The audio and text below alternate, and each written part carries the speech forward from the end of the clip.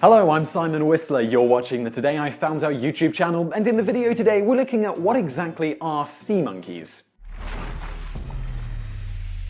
The collaboration between a marketer and inventor and a marine biologist, sea monkeys are a hybrid of several species of brine shrimp, Artemia. They are bred to have a particularly long dormant period, as well as to foster a large swarm. Brine shrimp have existed in much the same state for many millions of years. Found across the globe in saltwater lakes but not oceans, they prefer habitats of high salinity in order to protect themselves from predators. As saltwater lakes tend to dry up from time to time, brine shrimp have adapted a technique of going into a kind of hibernation called anhydrobiosis. This is where the creature's metabolic processes stop once it becomes desiccated. When female brine shrimp produce eggs, viable specimens of which can be produced asexually or sexually, if favorable conditions are present, the eggs are produced with a special coating and remain in a form of stasis until conditions are right for hatching. Remarkably, when the eggs are in this metabolically inactive state, in certain conditions the eggs can survive temperatures as low as just 83 Celsius above absolute zero and temperatures slightly above the boiling point of water at sea level. This brings us to 1957 and a man named Harold von Braunhut, who throughout his lifetime invented such famous novelty items as X-ray glasses, crazy crabs, and invisible goldfish. After witnessing the success of the ant farms marketed by Milton Levine, Braunhut came up with the idea of selling brine shrimp in a similar pet kit, which he initially marketed as Instant Life. Not alone, at about this same time, Wham-O floated a comparable product using African killifish, which they called Instant Fish. These particular creatures lay their eggs in the mud of rivers and lakes. If the lake or river then dries out, the eggs are able to survive and stay dormant until the following rainy season when the water is restored. For their product, Wham-O simply sold packets of mud that contained some of these eggs. However, due to their inability to produce a sufficient number of the eggs to make the product commercially viable, combined with issues of quality control, many of the eggs never hatched, they ended up having to stop producing the novelty pet item. To get around such issues in his own product, von Braunhut enlisted the aid of one Dr. Anthony D'Agostini. He was to produce a resilient hybrid shrimp that could withstand the rigors of the 20th century mail-order marketplace. Working at Montauk's New York Ocean Science Laboratory, they eventually named their hybrid Artemia Nios. More than just fiddling with the brine shrimp, von Braunhut and D'Agostino also developed a two-step system to ensure the best possible habitat for the creatures once they arrived at the customer's doorstep. First, a packet of water purifier containing salt, water conditioner, and brine shrimp eggs was added to tap water. The inclusion of the eggs in the so-called water purifier was so that the illusion of instant life could be kept. After emptying this first packet into the water, the instructions indicated to wait 24 hours before adding the second packet, labeled Instant Life Eggs.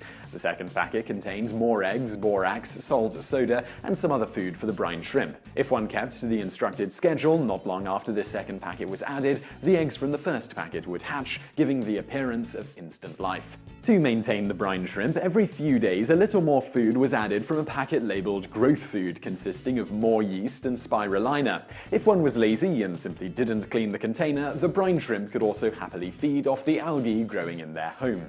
Although, as noted, von Braunhut occasionally marketed the product as Instant Life, in 1962 he decided to change the name. The impetus for the change was largely due to the perceived association of his product with the recently failed and unreliable Wham-O product, Instant Fish. The new name von Braunhut came up with was much more marketable, sea monkeys, which he justified by claiming his creatures' tails made them look like monkeys who lived in water. Of course, in truth, brine shrimp neither resemble monkeys nor the happy alien-looking sea creature family shown on the famous advertisements. Incidentally, this artwork was created by former vice president of DC Comics and associate publisher of Mad Magazine, Joe Orlando. Aggressively marketing his sea monkeys throughout the 1960s and 1970s, von Braunhut once claimed that he was purchasing more than 3 million pages of comic book and magazine advertising per year at one point. We'll leave you to decide if you want to believe him on that one.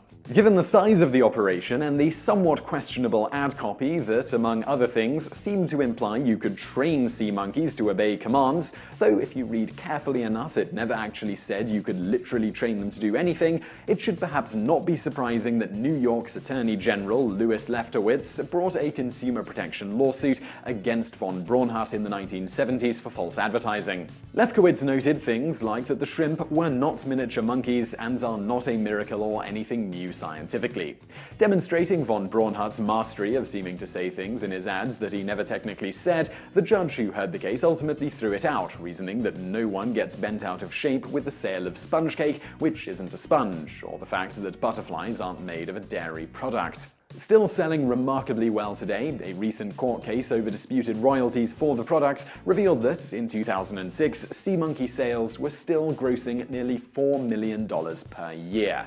And now for a bonus fact. Something of an enigma, von Braunhut was a Jewish individual who allegedly greatly admired Adolf Hitler. Although despite his own ethnic background, it was claimed in a 1996 Anti-Defamation League report that von Braunhut was a member of the Ku Klux Klan and Aryan Nations. An article in the Los Angeles Times further claimed von Braunhut occasionally attended Aryan World Congress meetings in the group's former compound in Idaho. The founder of Aryan Nations, Richard Gernst Butler, also once claimed that von Braunhut had supported us for quite a few years and was a close friend. While von Braunhut is known to have made a few ridiculously racist remarks in the press, how much of the rest of this is true isn't totally clear, not the least of which because, even if he did hold these views despite his own heritage, it seems odd that such hate groups would allow a Jewish individual to join up, no matter how much money he was allegedly giving to them. As for von Braunhut himself, when questioned by the Washington Post in 1988 about all of this, including the oddity of him being Jewish, yet allegedly supporting groups that despise Jewish people, he simply responded, "I will not make any statements whatsoever." When his widow was asked many years later about how much of this was true by a New York Times reporter, she diplomatically stated, "Harold and I never really talked about things like that. We just really loved each other, and I didn't question him or interrogate him." As for her own views, she stated, "I am very inclusive with everybody. That's why I live on a farm with all kinds of animals, and I try to impact the earth in the least possible way and try to live a peaceful, happy, loving life." So I really hope you found that video interesting. If you did, please do hit that thumbs up button below and don't forget to subscribe if you haven't already. Also, over there on the right, a couple of other videos you might enjoy if you enjoyed this one, and thank you for watching.